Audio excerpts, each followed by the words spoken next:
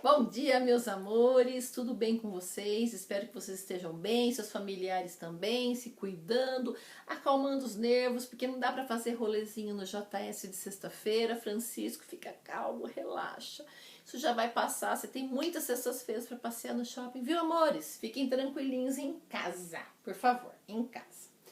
Bom, o conteúdo dessa semana já é da apostila 3. Nós vamos começar a apostila 3 porque nós já terminamos as duas apostilas do primeiro bimestre. Teoricamente, o primeiro bimestre está encerrado, né? A semana passada teria sido a nossa semana de provas, mas por conta de tudo isso não aconteceu.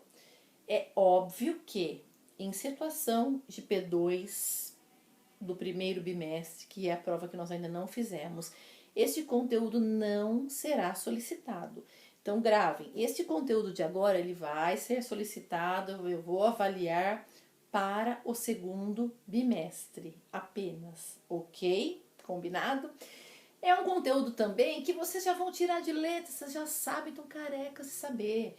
Como a apostila mudou, nós já falamos sobre isso algumas vezes, como esse ano mudou um pouco o formato da apostila, né? Ela foi repaginada. Esse conteúdo foi visto por vocês já o ano passado e agora aparece novamente no nono ano. Então, para nós é uma revisão, é bem tranquilinho, vocês vão lembrar que é a colocação pronominal. Primeiro vamos pensar o que é uma colocação pronominal. Significa exatamente isso, onde é que eu vou colocar o pronome? Mas que pronome? Os pronomes pessoais do caso oblíquo, que são aqueles que nós usamos menos. Nós temos os pronomes pessoais do caso reto, eu, tu, ele, nós, vós, eles, que sempre são sujeitos nas orações. E temos os pronomes pessoais do caso oblíquo, me, mim, comigo, te, ti, contigo, se, si, consigo, o, a, lhe, lhes e assim por diante. É desses que nós vamos falar, os pronomes pessoais do caso oblíquo, que são objetos nas orações, onde eles são colocados. Isso em relação a quê? Ao verbo. Então existem três possibilidades. O pronome pessoal do caso oblíquo, ele pode vir antes do verbo, na oração, no meio do verbo ou depois do verbo. Então aí nós temos as classificações que são próclise. A próclise é quando o pronome vem antes do verbo, ele vem na frente, né, do verbo, antes. E isso vai depender do que? Quando que eu vou usar próclise? Lembro desse termo? Quando eu tiver palavra atrativa. Palavras atrativas significam, antes desse verbo, eu tenho algumas palavras que atraem o pronome para frente do verbo, tá? Que palavras são essas? Vocês têm tudo, tá na página 20. Página 20, deixa eu ver. Ai, ceguinha. Página 20. Então, vocês têm todos os casos aí, por favor, leiam, grifem atentamente, que eu não vou ficar com a apostila com vocês grifando aqui na videoaula. Mas são aqueles casos de advérbios de negação, são palavras atrativas, pronomes indefinidos, puxam também para frente do verbo o pronome, ok? Bom, então, por exemplo, não me responda assim. Eu não vou falar não responda-me. Por quê? Porque o não, advérbio de negação, é uma palavra atrativa, ele vai atrair o pronome para frente do verbo. Então, não me responda, certo? Aí nós temos o caso da ênclise. A ênclise é quando o pronome vier depois do verbo na oração. Então, eu tenho oração, verbo, o pronome vem depois do verbo. Em que casos ocorrerão ênclise? Vamos resumir? Quero que vocês leiam aí, mas relembrando. Especialmente nos casos em que não há palavra atrativa. Então, o foco de vocês tem que ser nas palavras atrativas que estão na página 20. Tem palavra atrativa antes do verbo? O pronome vai para antes do verbo. Não tem palavra atrativa? Eu uso a ênclise e o pronome vai para depois do verbo. Ou seja, responda-me a pergunta. Tem o não agora? Não tem a palavra atrativa. Então, responda-me. O me, pronome veio depois do verbo, tá?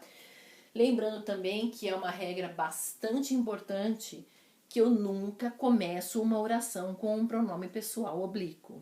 Então, me fale, me conte, me empresta. Não. Nós usamos sim dessa forma em situações informais. O meu grande problema com alunos, porque vai ser um problema para vocês depois, é que eu posso usar a informalidade? Eu posso usar a informalidade, amores, em casa, com os meus amigos, nas redes sociais. Eu posso, tá? Porém, vocês precisam saber usar de maneira formal, porque vocês vão estar em alguns momentos da vida de vocês um pouquinho mais para frente, não tá muito longe não, em que vocês vão produzir textos para concursos e nesses textos vocês têm que usar a linguagem formal. Então, isso vai ser, para que eu vou usar para colocar esse pronominal? Eu vou usar para escrever e para falar adequadamente. E isso eu tenho que fazer de acordo com o contexto em que eu estou vivendo. Eu estou num contexto de informalidade, na minha casa, passeando com os meus amigos, ok, eu posso e devo ser informal, senão fica chato. Mas se eu estou num contexto de formalidade, um concurso, eu estou trabalhando já, eu tenho que fazer um relatório para o meu chefe, eu não posso de maneira alguma ser informal. Eu tenho que saber usar essas regras, eu tenho que saber usar pronome no lugar adequado, ok? E o último caso, que é o caso da mesóclise. A mesóclise é quando o pronome vai no meio do verbo. Meu Deus, mas como que eu coloco no meio do verbo? Na verdade, a mesóclise, ela praticamente não é mais utilizada, né? Ninguém escreve utilizando mesóclise. A mesóclise, ela tem sido substituída pela próclise, porém ela ainda existe. Não precisa exagerar usando mesóclise em todo lugar, que vai ficar até estranho, né? Vocês têm aí um último exemplo, na página 21, que nem eu uso muito mesóclise, não, praticamente não uso, né? Que está escrito assim, ó. O vendedor solicitar-nos a uma visita. Na verdade seria o vendedor solicitará uma visita. Se é para nós, então o que aconteceu? Solicitar, hífen, o nos, entrou o pronome no meio, a. Em vez de solicitar a, o a ficou separado, eu coloquei o pronome. Depois do radical do verbo vem o pronome e aí a desinência. Bom, como é que nós falamos hoje em dia? O vendedor nos solicitará. Então, nós temos trocado a mesóclise pela próclise, porque a mesóclise realmente está ultrapassada e é pouquíssimo utilizada. Mas precisamos saber o que é, precisamos saber quando ela é usada. E quando ela é usada, a mesóclise só é usada quando o verbo estiver no futuro. Futuro do presente ou futuro do pretérito, qualquer um dos dois futuros. O verbo está no futuro, prestem atenção. Se não houver palavra atrativa, porque se houver palavra atrativa, eu puxo para frente, que aí eu caio na próclise mesmo, não há palavra atrativa, o verbo está no futuro, eu vou quebrar o verbo onde termina o radical, hífen, coloco o pronome, hífen, o restante do verbo, que são as desinências, ok? Então isso é só para relembrar a vocês. Eu estou pedindo essa semana que vocês façam como deve... Ah, não, esse aqui é 7º ano, só um minutinho. 9º ano, 8º, 9º ano. Estou aqui com o cronograma da semana. Apostila 3, página 19 a 22, tá? Que é revisão do conteúdo do 8º ano. Eu estou deixando de dever para vocês da página 19, não é da não, A19 e A23, página 19 e página 23. A página 23 vai exigir de vocês aquele resuminho, é um resuminho do que foi falado, do que é próclise, do que é ênclise, do que é mesóclise, ok? E eu não coloquei... Ah, tá. Depois das atividades que vêm a seguir, da 24 a 28, que são sobre isso, eu coloquei para vocês fazerem no horário da aula da terça-feira, ok? Não como dever de casa. Vocês já estão em casa, é tão confuso isso, mas enfim. Então é isso, amores. A videoaula é essa para relembrar esses casos. Fiquem atentos às palavras atrativas que estão na página 20, que exigem a próclise.